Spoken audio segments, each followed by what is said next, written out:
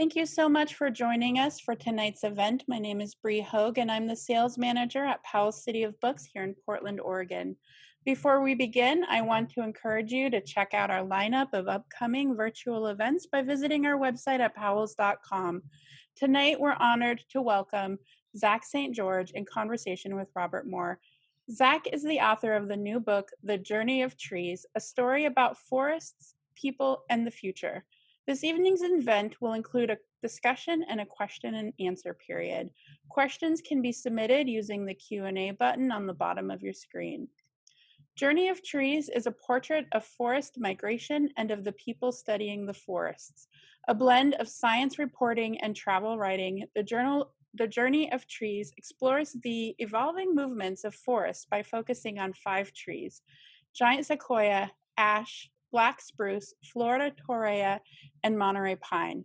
An eye-opening investigation into forest migration, past and present. The Journey of Trees examines how we can help our trees and our planet survive and thrive. Zach St. George is a science reporter who has written for The Atlantic, Scientific American, and Outside, among other publications.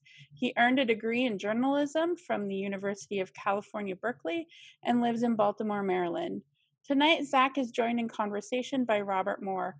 Robert Moor is the author of the best-selling book On Trails and Exploration.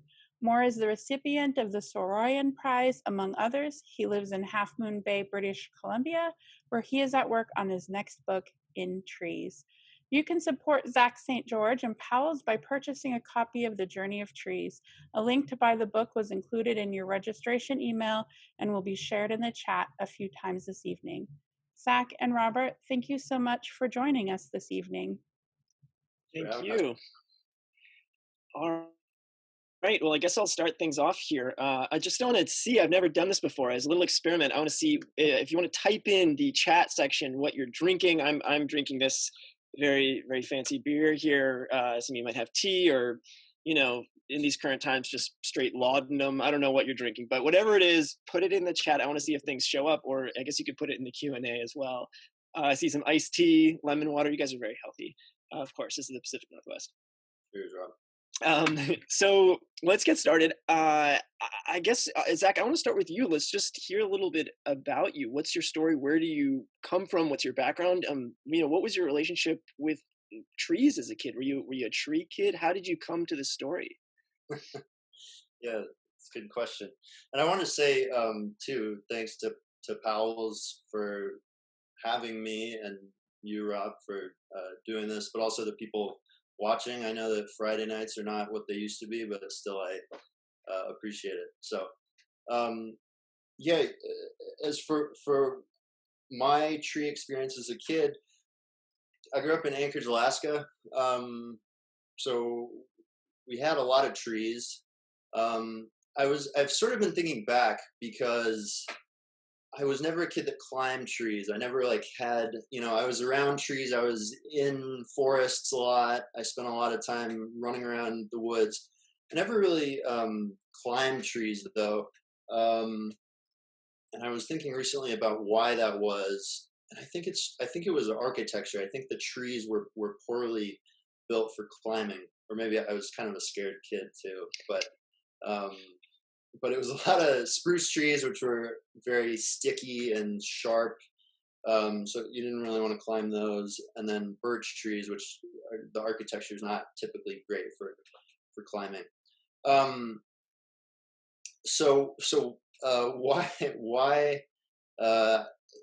How did I become a person that wrote a book about trees? It certainly wasn't the fulfillment of a lifelong dream, I would say. I spent most of my life ignoring trees, I would say. I think most people kind of ignore trees. They're kind of background. You don't really, just they're just part of the landscape. But some of the really notable trees that I had experienced, I made a trip when I was a kid with my parents to Sequoia National Park. And, I don't know how old I was, 10 or 12. and of course, those are amazing trees. They kind of take all the things we like about trees in general to this superlative, grand end. So those, of course, left a big impression on me. And how the book actually came about, though, is was with the sequoias about, I think, October 2014. I came across the story of trees of the giant sequoias were losing their needles in Sequoia National Park. And at that point, I was living in San Diego, and the scientists at the park had basically never seen that before, and there was no records of it happening before.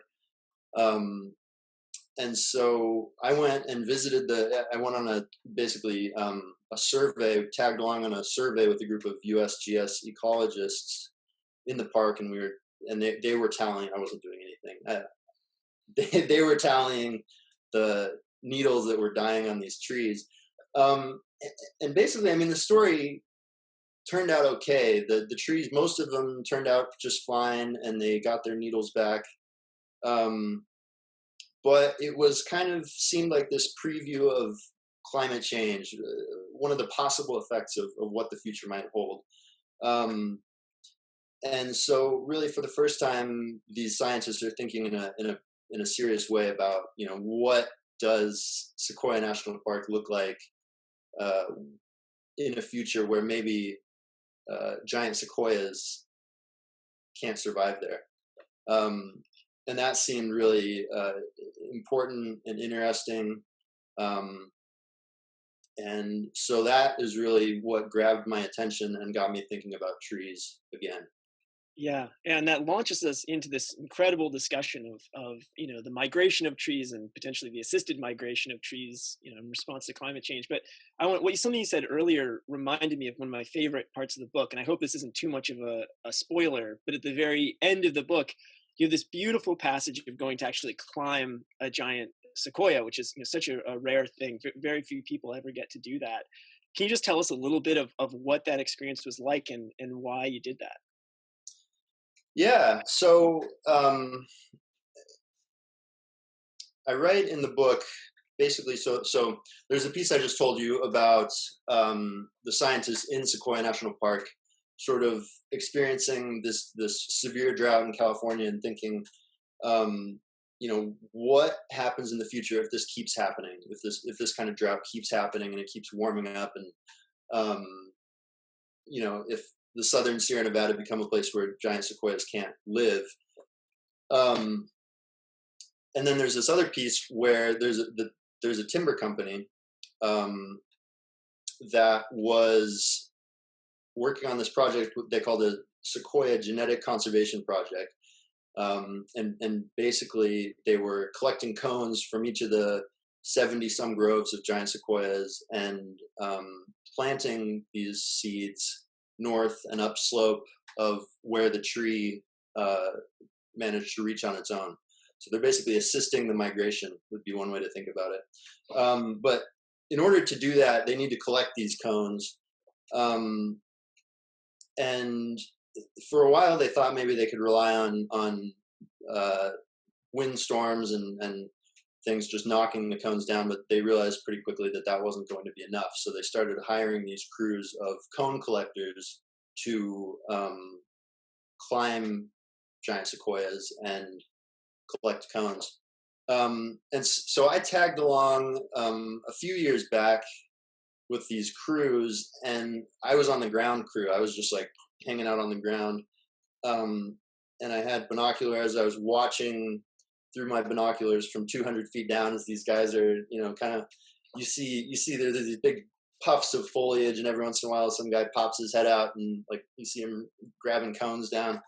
And it made me quite jealous.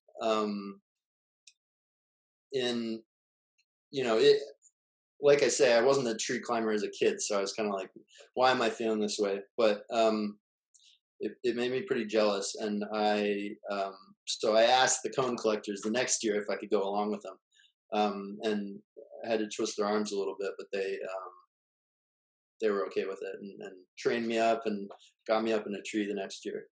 And what was that like being, 200 feet in the air with this massive, massive tree? Yeah, I mean, I think I think for like rock climbers or anyone who really spends a lot of time dangling from ropes way up in the air, it's probably nothing too scary. But for me, it was like, I had practiced on an oak tree that was maybe 30 feet off the ground or less, and I was like, okay, this feels okay. And basically, you get you get the crux of the matter is that you got to get to the branch when you're going up, and then you got to switch machines to go back down. So like that's the piece of it that you got to be able to do. And so I was like, all right, I think I can do that 30 feet up. And then it was just kind of like, what's it going to be like 200 feet in the air? It I wasn't comfortable. I wasn't comfortable with it, but I was okay with it, and kind of the experience was so sublime that kind of did away. It was sort of like, if I fall out of the tree, this is not the worst end for me, you know. Yeah, you have this really beautiful passage when you reach the first branch. You say, I felt full of love for it, this fellow organic being, both of us surrounded on all sides by the inorganic, the two of us more alike than not. And it's gotten me thinking that something, there's this moment right now with trees and tree books. We're seeing a lot of love for trees, whether it's, the hidden life of trees or the overstory, both of which have done incredibly well. I'm sure writing this book, you must have paused to think, what is it about trees? And also writing my own book about trees, I'm going to steal your answer. So please give me a good one. What is it about trees that draws people to them? I think uniquely among the plant kingdom. Mm. What is it? Well, I think the short answer is that trees are really the only shape of plant that most people care about. Mm.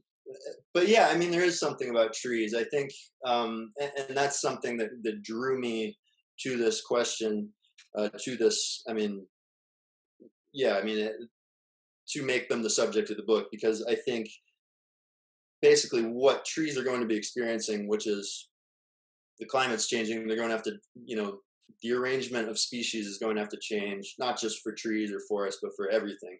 And that's just what happens. So yeah, why trees instead of any other species, or a mix of different types of species? I could have done like the climate change of wolves and salamanders and moss or whatever. But yeah, I think trees. People, for one thing, they know them. Trees are everywhere; they're all over the place. They cover a third of the land on Earth, so they're very present. It's easy to and people have a solid sense of what that is. But probably the bigger thing is we have this really symbolic relationship with trees. They're symbols of longevity and steadfastness. They're useful, so you have shelter, food, building materials, beauty, shade, etc. And so the usefulness of them ties into this symbolic meaning of trees as if you plant a tree, you're doing something good for the future. It's a very selfless act. Although, I mean, it's, as far as selfless acts go, it's pretty easy to accomplish. But yeah, so I mean, there's all these reasons.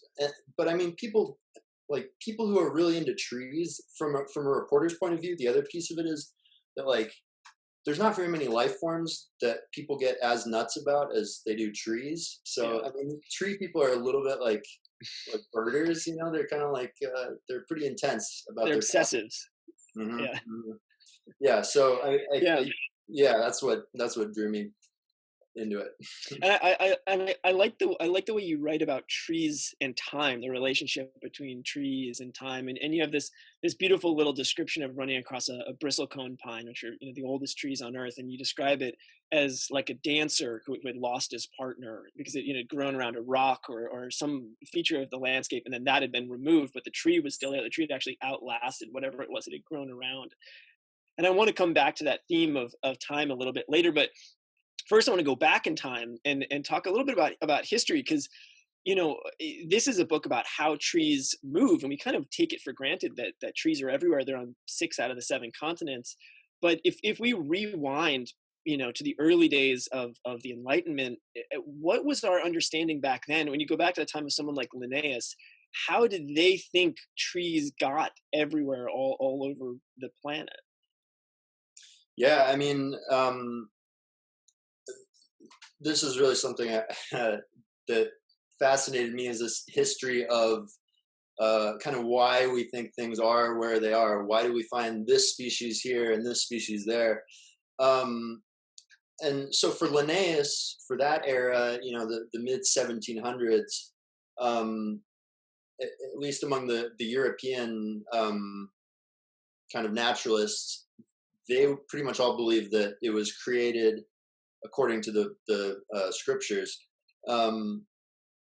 But there was these pieces that didn't really fit. Like, how do you have things spread from, say you have a moss that lives on top of a mountain, or let's say a tree, actually, because let's go with trees.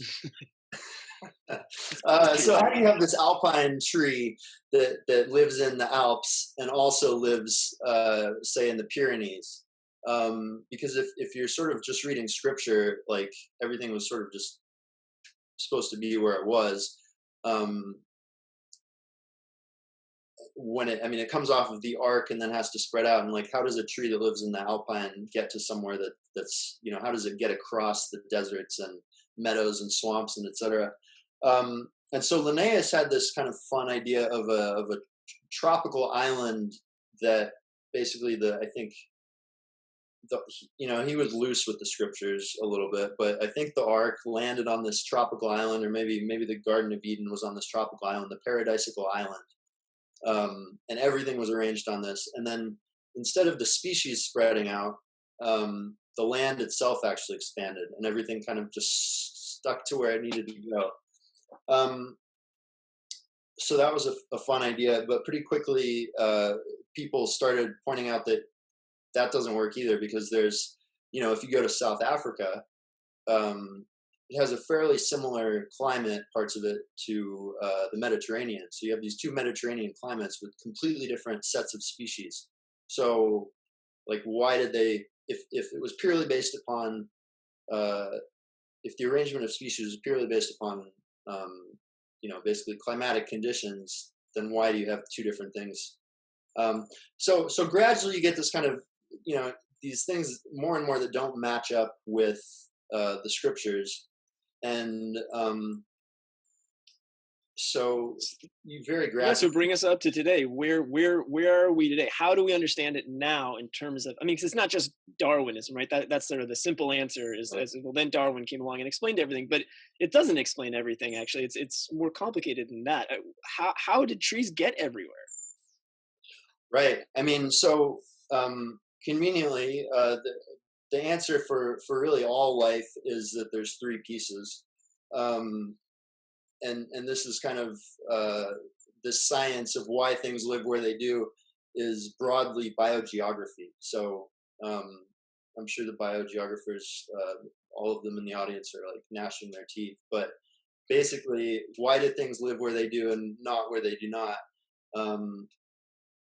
Has 3 pieces. There's environmental conditions, so physical conditions. There's other living things, so the presence or absence of species. If there's wolves in your sheep farm or whatever, that doesn't work. So you can have competition, you can have other things killing the species off. But then the big piece is movement. So did the species manage to arrive in places where the environmental conditions and the other living things are suitable? And so the tricky thing is, like with the giant sequoias, if you go in the mountains of the Sierra Nevada and see the giant sequoias, the question is, these species, these sequoias are quite rare and isolated.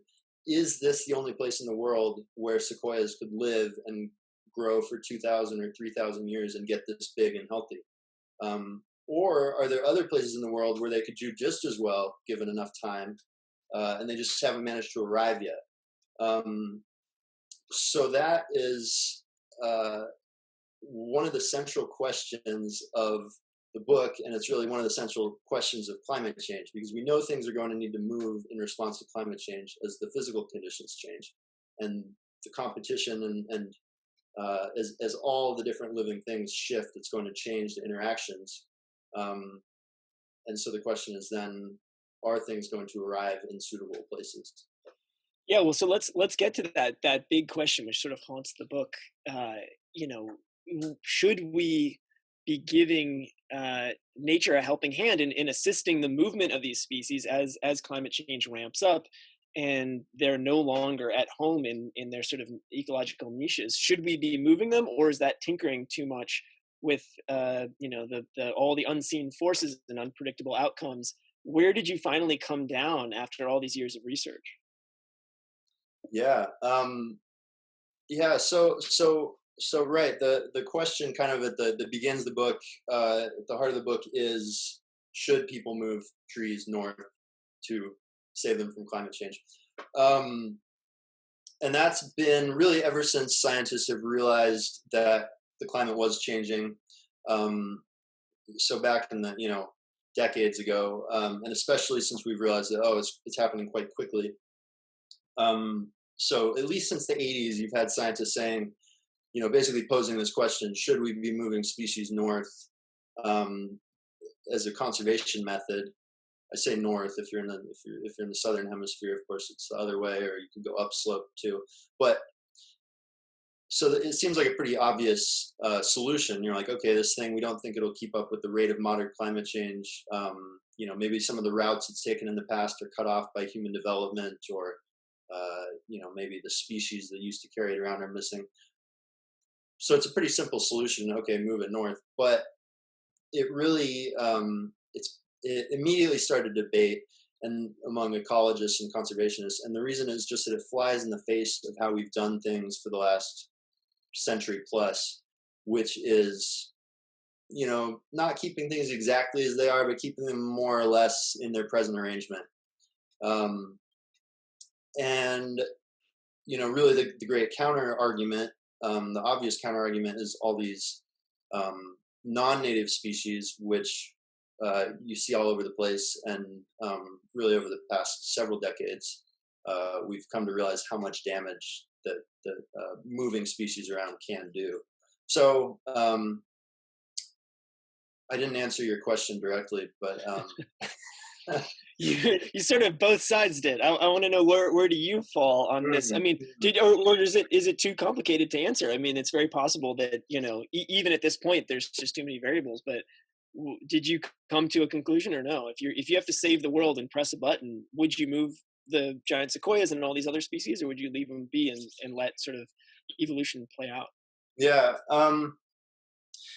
Yeah, I am. I guess I am sort of reluctant to say yes or no. I'm going to be a little slippery on that one, but I think it is both, because I think there will be situations where we probably should. I think the bottom line is that right now the carbon dioxide in the atmosphere is at its highest since the Pliocene 3 million years ago. By the middle of this century, if we keep doing what we're doing, it could be the highest it's been in 50 million years. So we know from the fossil record that things just don't stay in their same place when you have that level of change and warming.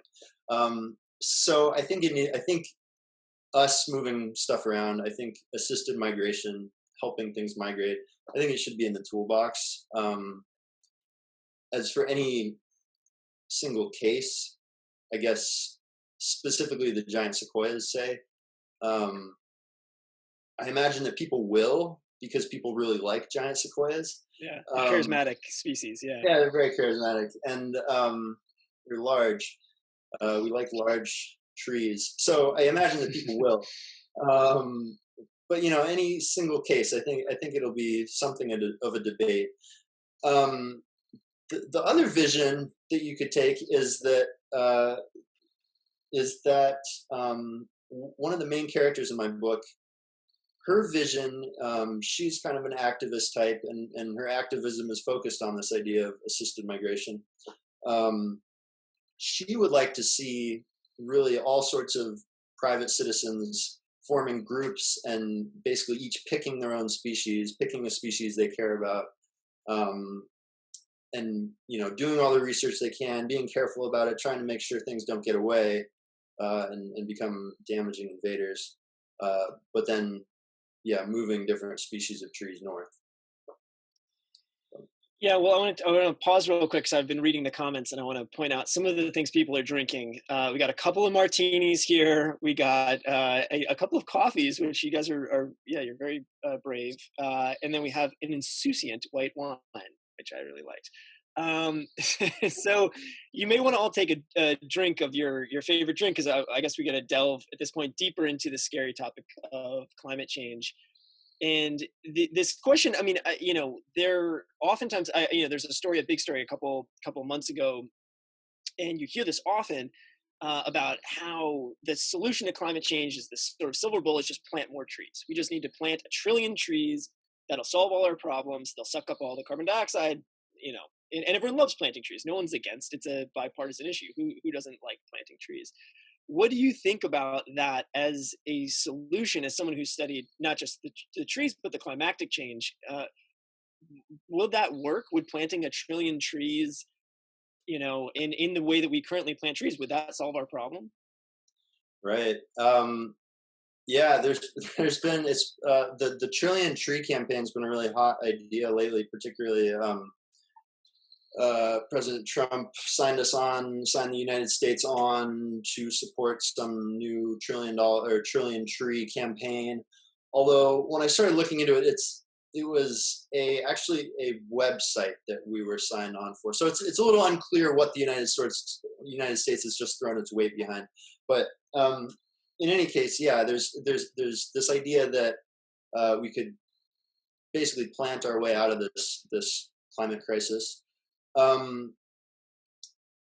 There's several issues that scientists have begun raising fairly vocally about issues with both existing and proposed planting campaigns.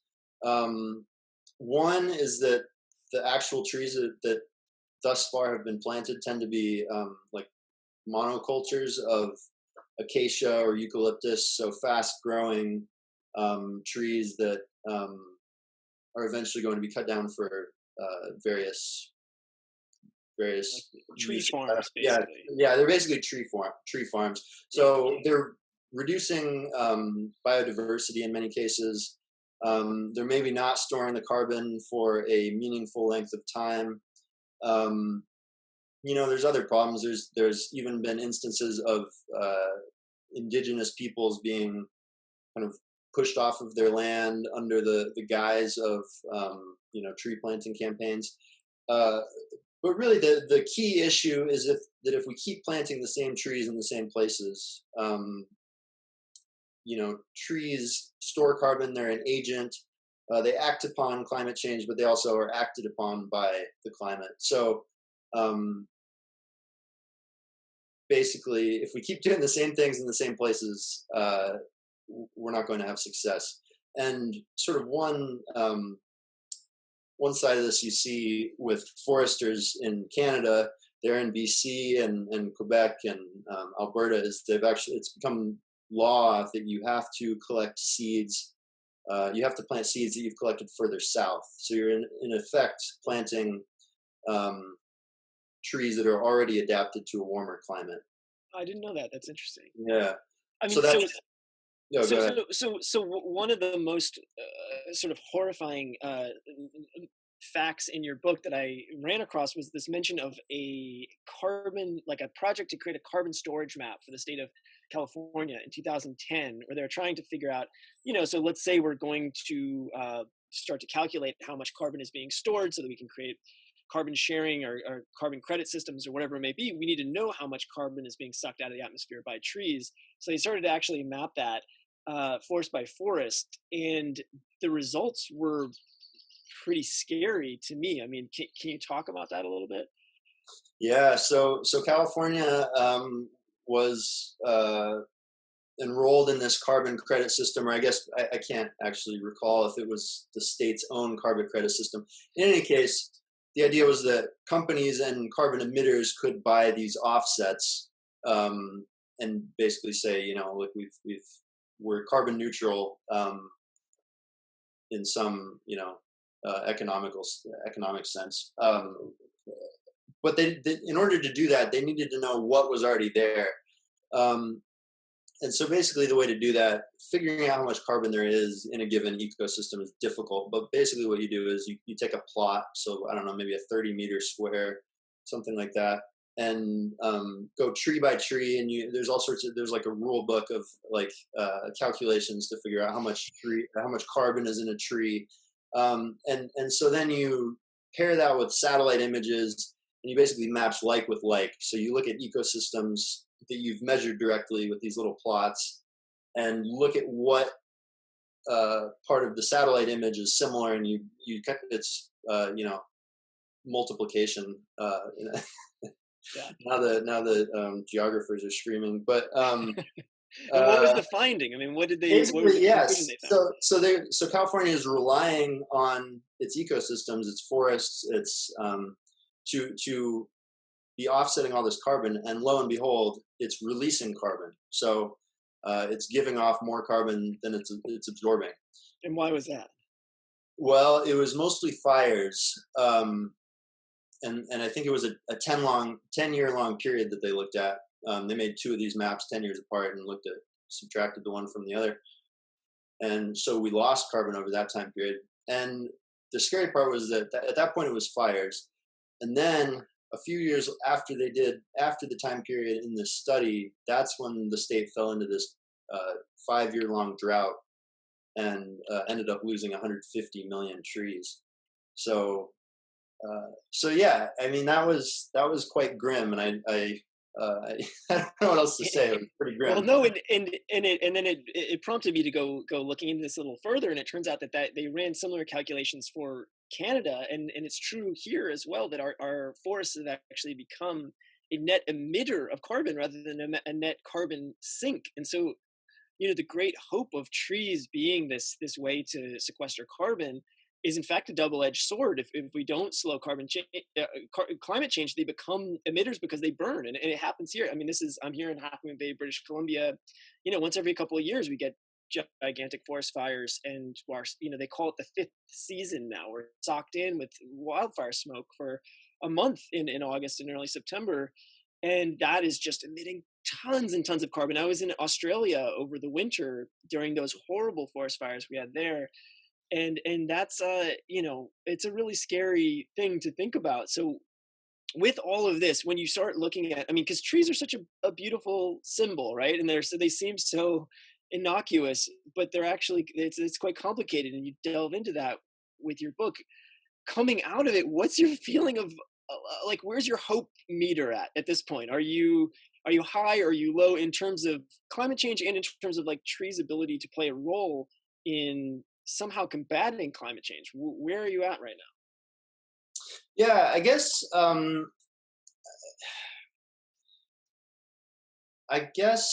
doing all the research that I've done, talking with all the scientists, and I've also experienced similar things. I was in Oakland for a couple summers that were very smoky. There was the fire in Paradise, and it was just oh God, yeah, a horrible tragedy. And much of Sacramento and Oakland and the Bay was just very smoky. And then last summer I was in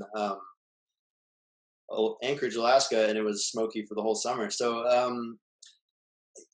really what the fossil record, again, I'm just gonna keep going back to that. What it shows when we have big periods of climate change in the past is, forests don't just sort of move in this orderly way where you have everything kind of marching north and maintaining its present arrangement. You really have these catastrophic fires and insect outbreaks and kind of sudden events. And that's how we really see forests change and move. So as far as trees saving us from climate change, I don't think they're going to be quite as good of allies as we maybe had hoped.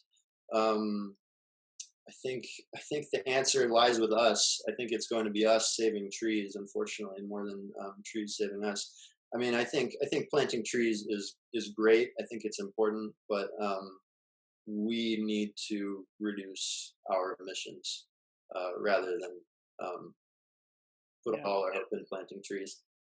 And so that brings us to this other great theme of your book. There's this sort of the hope, and then there's this theme of acceptance, and that's something you've written about on the Powell's site as well, on their blog. If people haven't seen it, you should check it out. It's a great essay.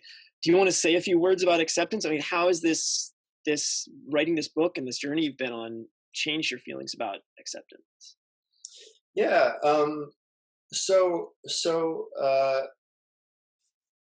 About towards the end of writing the book, I mean, to the point where I was sending it to friends and saying, "Hey, is this total crap? Can you help me fix this?" One of my good friends looked it over and sort of pointed out that maybe one of the themes of the book was acceptance, which had not really occurred to me. So I kind of started going back and looking, and it turned out that yeah, so a lot of the characters, the people that I interview and interact with, they have this kind of attitude of acceptance. And so what I mean by that is they're looking at these really sweeping, painful changes in the ecosystems that they know and love and have studied. And so the sequoia scientist that I interviewed, he spoke about it explicitly. He mentioned an essay on climate grief. So basically, the idea that people experience change in ecosystems in a similar way to the way they experience the loss of a loved one. It's really painful to see a beautiful old growth forest get cut down in your backyard, or to have a fire sweep through and just have something totally different. And so you experience this grief and kind of go through these same stages that psychologists have laid out. So, I forget the order of them, but anger, denial, whatever, I can't remember, but bargaining, bargaining. Thank you. Yeah, I knew I was some acceptance in there eventually. Yeah, I knew I was going to forget the order of those, but yeah. So you finally go through all these kind of bargaining, anger, and arrive at this place of acceptance where you say, okay, this is the new reality, and it's a smaller reality. It's missing something, and so these people that I wrote about kind of all experience some version of this, and the sequoia scientist basically said, I'm through grieving the loss of this ideal. Like, he thought that basically the work he was doing was going to save the sequoias. He'd been working on it for nearly 40 years. He sort of realized that, I'm not going to save the sequoias. But you know what? I want to continue doing my work and continue to understand how these things have responded to drought, and try to understand why they are here in the place that we find them, so that maybe someone else in the future can save them. So these people are working within a kind of shrunken reality, and are still continuing to try to do good and carry on, and maybe not focus so much on the results, but just on the doing, which I found attractive. Yeah, and that's it actually reminds me of the theme that I promised to cycle back to, which was time, and this notion of trees sort of embodying time, and being a way that we kind of think about time, think through time. You have this beautiful passage about this I think it's in the Torah, or this man planting trees for people 70 years in the future. Has writing this book and thinking about trees changed the way you think about the future, changed the way you think about future generations, and sort of the debt that we owe them? Yeah, I mean, I think there's a story. It's kind of a Rip Van Winkle style story. This guy, Pony Hamajul, I don't know how to say it, but he encounters this other guy planting planting trees, and he sort of knows the trees take 70 years to mature, and he says, "Oh, you think you're going to live 70 years?" And the other guy's like, "No, there was this sort of tree when I came along, so I sort of figured that maybe I should do that for the next bunch." And then Honey falls asleep for 70 years, a kind of Rip Van Winkle thing, and wakes up and meets another guy picking fruits off this tree, and he says, "Oh, did you plant these trees?" And the guy's like, "Oh, my grandfather did." So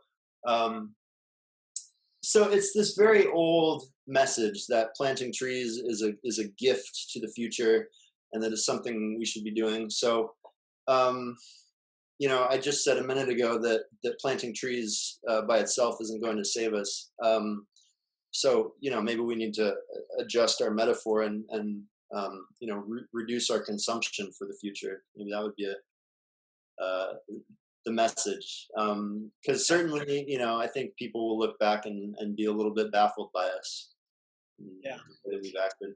Have you planted any trees yourself since you started writing this book? Have you put a tree in the ground? I knew someone was going to ask me that. Had to be around. No, I have not. I have I planted some seedlings. They're kind of a horticultural thing. I don't want to call it I don't want to say they're a permanent installment. But I did sort of begin the process in Anchorage. So well, I'll tell you back here, we planted a redwood, actually, that he might be in the comments. Steen Christensen, who runs this thing called the John Steen Company. He's a guy, a friend of mine sent me a redwood. So I planted one. I'm doing my own piece to spread the, what do you call it? The homogeneous scene. The new Pangea is taking place in my backyard. And also we planted a cherry blossom back there. My husband did. In fact, if you look closely, you may be able to see him toiling back there. I think he loves the cherry blossom tree more than he loves me at this point. So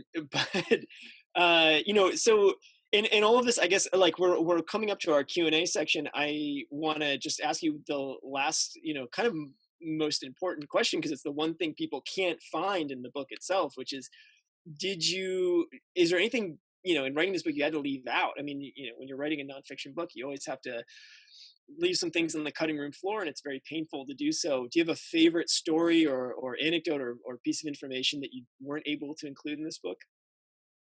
Yeah, I mean, writing nonfiction is kind of you're kind of navigating between what you don't get and trying to figure out what of what you do get to even. I actually wrote an entire chapter that I loved parts of it dearly about blue gum eucalyptus in the Bay Area that I didn't manage to. It just didn't fit. So they're controversial, aren't they? The eucalyptus, because they poison the soil and they cause fires and but people love them. You sound like a partisan, actually. No, I mean they're super controversial. I also there was also a character, this gentleman I met in New Zealand. There's these wonderful trees there called kauri trees that you might know about. They're massive trees. They're really important for the Maori sort of spiritual beliefs. There was a particular tree that I visited called Tane Mahuta that, according to the Maori, is the god that holds up the sky. So this tree is the embodiment of a god that is kind of part of the creation legend, the creation story. So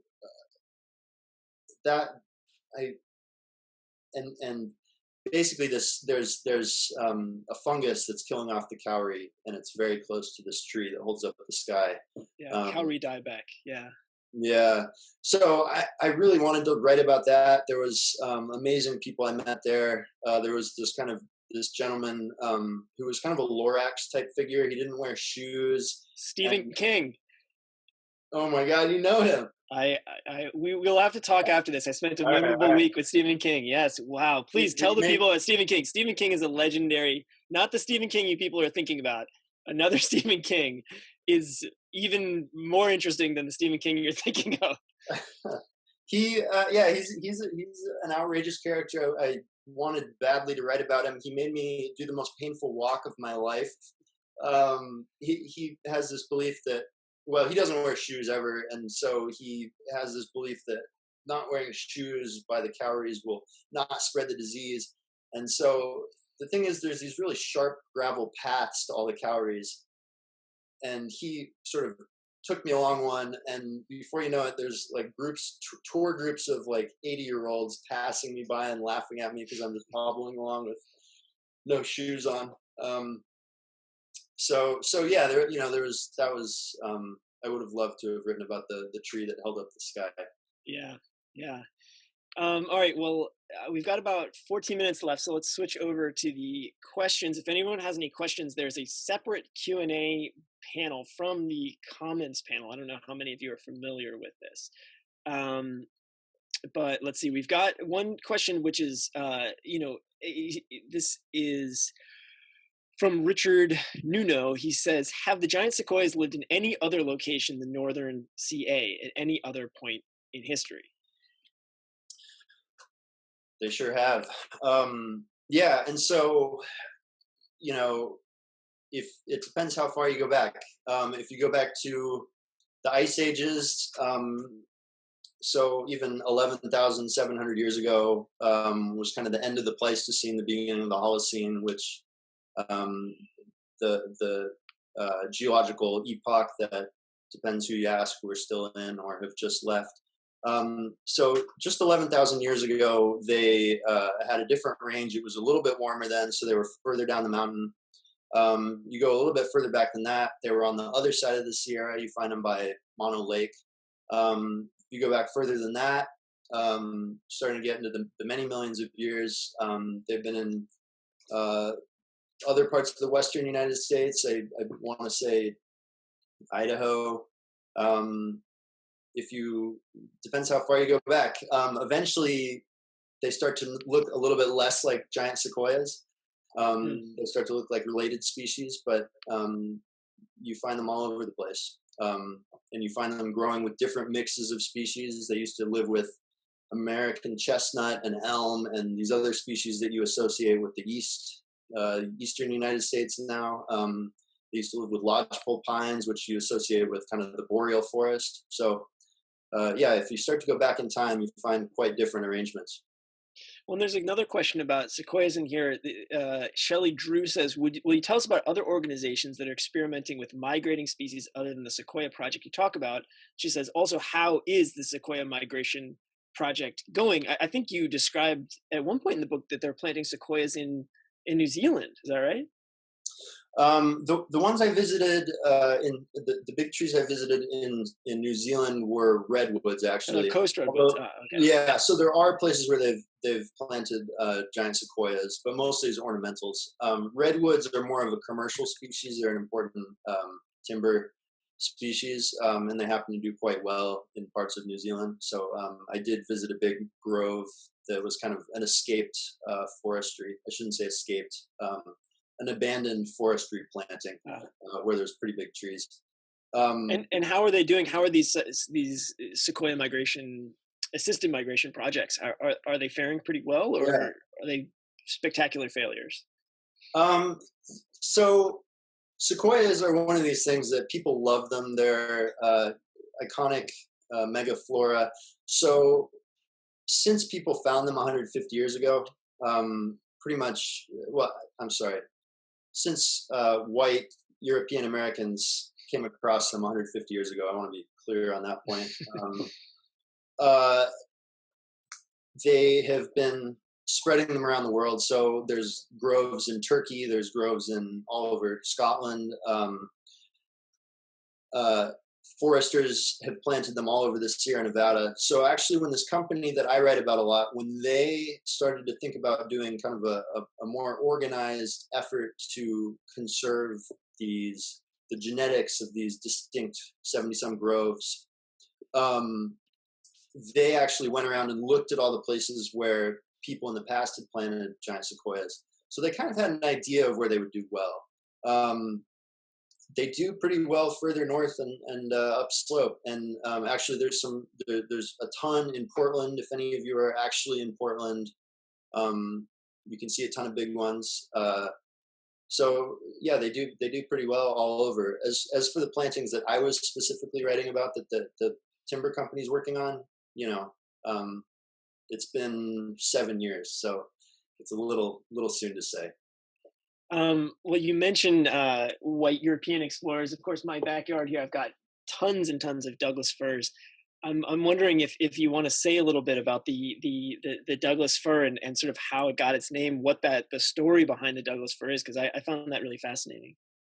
Yeah, so the Douglas fir, Pseudotsuga menziesii, it got its name from a gentleman named David Douglas, who was a Scottish explorer. He was kind of what I viewed as the archetypical wandering botanist. So these, again, white European American, mostly men of means, who kind of in the 17 and 1800s wandered the world looking for kind of whatever species of plant could be useful and beautiful. And, there was really a trade in kind of botanical oddities in Europe at that point. So anyway, Douglas was kind of really the archetype. He traveled all over the eastern United States and made a couple trips to the Northwest and spent a lot of time there in the Pacific Northwest, collected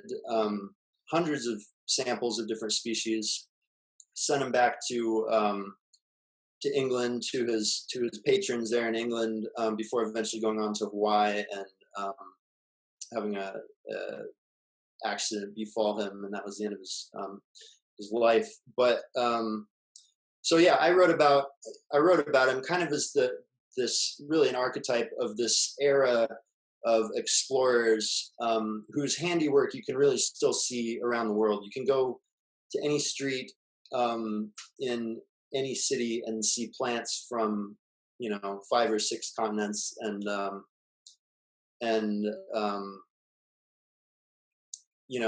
this reshuffling of species really took a frenzied pace with Douglas and others of his era. Okay, well, I'm going to ask you our final question. It's the question that every writer dreads, which is from Lori Wiggle. It says, "What are you working on now? More on trees?" That's a good question. I am kind of back to freelancing, so a little bit shorter term, which was kind of like a nice breath after spending 3+ years really focused on one thing. I'm interested in trees, but as I said kind of earlier, I was not a tree kid necessarily growing up. It wasn't like this is not the culmination of a lifelong obsession. It's a more of a short-term obsession, and I think trees get at these bigger questions in both the sciences, in ecology, but also kind of in what it means to be a person in an era of change. So that's what I'm working on. That's great. Well, thank you, man. Thank you so much for this talk. This was fantastic. Thanks for having me. Thanks for doing this. Thank you to both Zach and Robert for joining us this evening. It's been fantastic to have both of you with us. I have shared the link to both Zach's book, The Journey of Trees, and Robert's book on trails and exploration in the chat, as well as a link to Zach's blog post on powells.com. You can purchase both books at powells.com. Thank you so much for coming. Have a great night, and we hope to see you soon. Bye, everyone. Stay safe. Bye. Bye.